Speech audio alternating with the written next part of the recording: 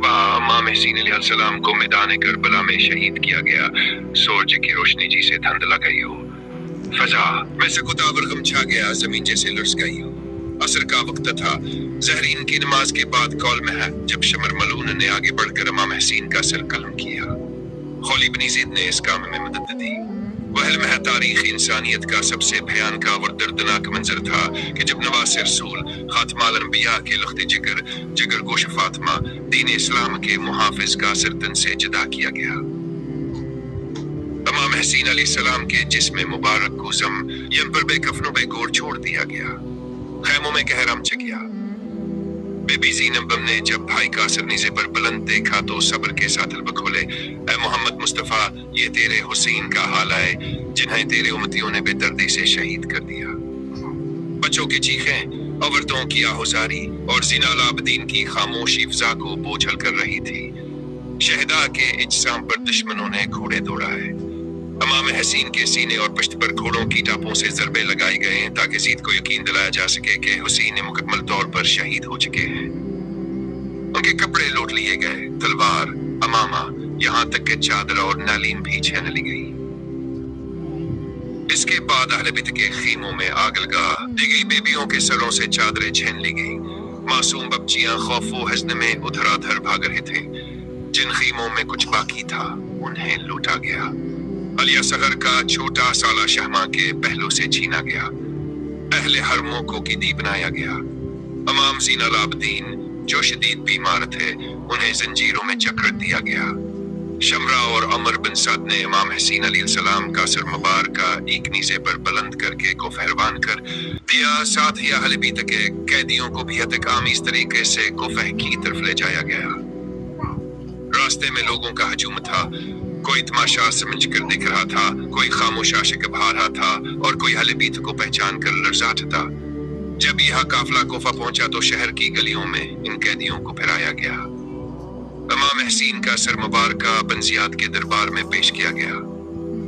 इब्न Ziyad ने गुस्ताखी की कोशिश की तो बीबी ज़ीनब ने वह तारीखी इख्तबा दिया जिसमें इसने न सिर्फ हुसैन की अज़मत को बयान किया बल्कि इब्न ज़ियाद के ज़ुल्म और बिज़दली को भी बेनकाब किया।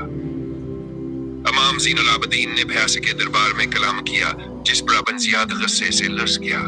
कुछ दिनों के बाद इब्न ज़ियाद ने अहले बियत के काफिले को यज़ीद के दरबार दमिश्क रवाना कर दिया। एक तवीला और थका दीने वाला सफर जिसमें कैदियों के गले में तूक, हाथों में जंजीरें और साथ नीज़े पर इमाम का सर। रास्ते में जहां जहां यह काफिले गुजरा लोगों ने इनकी हालत देखी।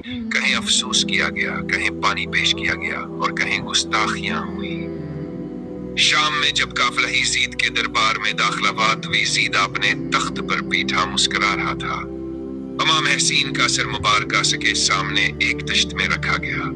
उसने बेअदबी से छड़ी से इमाम के लबों को छीड़ा। दरबार में कुछ ऐसे लोग भी मौजूद थे जिन्होंने यज़ीद किया सहरक तपड़ा एहतजाज किया और उकछने खामोशी अख्तियार की। बेबी ज़ीनब ने यहाँ भया ऐसा खुतबा दिया जिससे यज़ीद की रूह कान पक गई। यज़ीद तो समझता है कि आज फतह याब है, नहीं, ये वक्ती फरीब है। हमने कुर्बानी दी है और हमारी कुर्बानी रहती दुनिया तक याद रखी जाएगी। तेरा ज़वाल शुरू हो चुका है। इमाम ज़ीनुल आबदीन ने भय भीवा वह कलाम किया जो क़यामत हक़ और बातिल में फर्क वाज़ह कर गया।